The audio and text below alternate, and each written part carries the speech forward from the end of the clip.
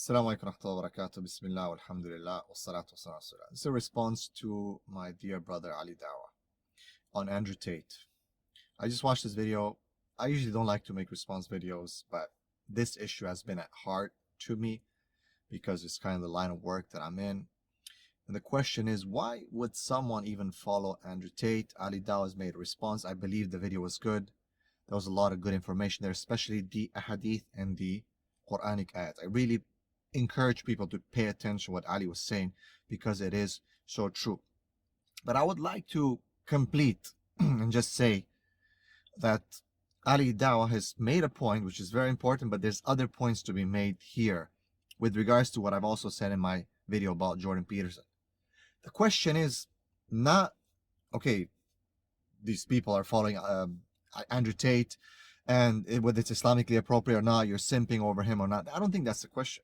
The question is, why are people still insisting on following someone like Andrew Tate? It's a deep psychologically rooted issue, and that is the lack of role models. I've addressed this issue before. You can say Andrew Tate is simping, Andrew Tate is this. I don't think most people from the Muslims, the brothers anyway, are following him because they want to get girls. I think guys, if they do, of course, it's haram. We know that. A lot of the guys, they're looking at him because to them he is a role model that's not really existing in our ummah. He's embodying those characteristics of being bold, being brave, looking good, and so on, being successful. Putting aside how he's achieved that success, the Muslim brothers are going to look at his image. And I would say this is because we don't have this kind of model to be represented in our ummah. Give me one person that is speaking to the youth with confidence. Put aside his haram stuff. See, the people, why do girls like bad boys? Why do a lot of the Muslim sisters, even though I believe Andrew is not handsome at all, but they're really attracted to him? Because of the aura that he gives. Are women really in love with bad boys? Well, they are confused with their assertiveness and their confidence. This is what they're attracted to. The guy's not all that, let's be honest. But the women are confused. So the brothers are confused with the same thing, man, because they don't see where. Give me one person in the ummah right now who is halal bad boy on his level. Give me one person that the youth can say, you know what, man, I like that. With all due respect to our deen, our ulama, our scholars, our du'at, which we love and respect, and we understand the struggle. But look at the youth going to the khutbah. People are bored. But they're saying Quran and Sunnah, man. It's not the issue of having Quran and Sunnah being quoted. Jazakallah khair to Brother Ali Dawa for pointing those ayat out. That's not the problem. The problem is that there's no implementation of that and strength with that. People will preach Quran and Sunnah on the member of the masjid. But when it comes to actually doing certain things from the Quran and Sunnah, we've restricted it to, like the beard or the thobe, maybe being nice to our wives or providing and so on. What about everything else? And that's what I would say. For the people who really want to understand what a high value man is, you look, number one, at the Prophet ﷺ, full seerah, not what you pick and like you and what's the peaceful, pacifistic part. And then you look at the Sahaba radiallahu anhum, you study Hayatul Sahaba, the life of Sahaba, then you pick up what's a high value man. To everything. Don't be picking and choosing. Well, I live in England, bro. It's not so easy. Or, I live in America, man. I'm not calling people to do anything wrong. All I'm saying is take the whole package and understand it, theorize it, practice it. Then you become a high value man. Preaching is easy. People will say stuff. People will quote ayat and Quran. Why is the ummah not changing? Because there's no action.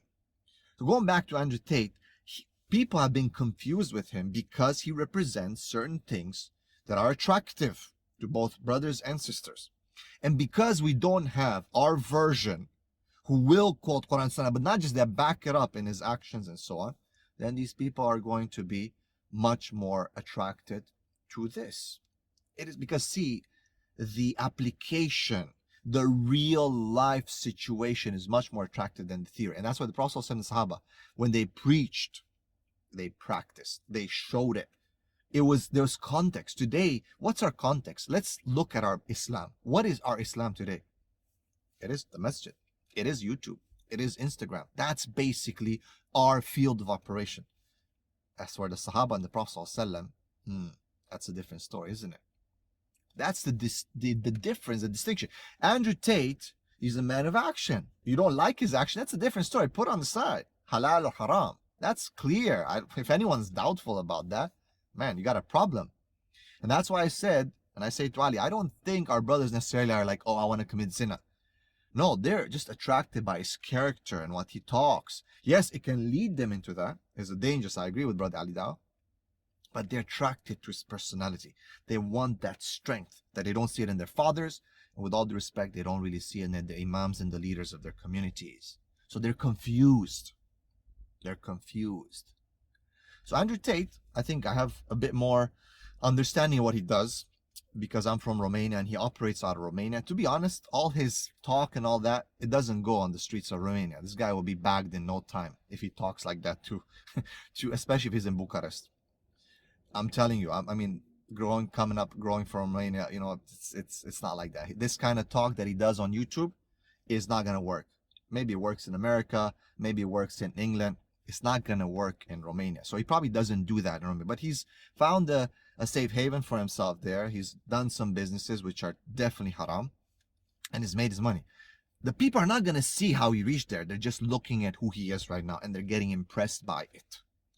So again, brothers and sisters, where are our champions? Where are our Khalid bin Walids? Where are Abu Bakrs? Where are our Omars? Where are our Abdullah ibn Zubairs? Where are they?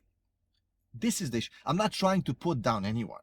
I'm not trying to say our imams and this and that and to criticize. All I'm saying is, let's look that there's a problem. Let's look that I think we're too soft. We've gone too much. And that's the sunnah has always been a balance between being soft and being hard. No doubt. And I can give you plenty of evidence for that. Plenty. And for anyone who's honest enough about reading the hadith in this life of the Prophet and Sahaba, they'll find that. But the question again is, why are we here? Why are we even discussing Andrew Tate? It's clear. It's because we don't have our own role models. So what's the solution? The solution is, of course, as Ali Dawah said, get back to Quran Sunnah, but not just studying it, but implementing it. But I would say to add more, because he already offered that solution, to add more, I would say that our masajid, our Islamic schools, our khutbahs, our videos have to now focus towards this. It's not about the sisters. Sisters, it is a gynocentric society. For them, they're flowing much easier than men. Men who are having the trouble and the challenges to be manly. The women are doing what the women are doing, according to their fitrah. Easy to corrupt, easy to sway, easy to move. It's our responsibility to hold them accountable and to protect them. Problem is we cannot protect them. We cannot even protect ourselves because we don't have a curriculum. We don't have the ability. Our schools, our Islamic schools don't incorporate these things in our curriculums to teach men to focus on boys. Brothers and sisters from around the world, imams, leaders of the communities, start working on your boys. Start working on your men. Start building them. If you want to go Quran Sunnah, extrapolate that theory and apply it not just on yourself. Focus on the next generation. Let's build schools. Let's build curriculums. Let's build men. That's what we need to do. Let's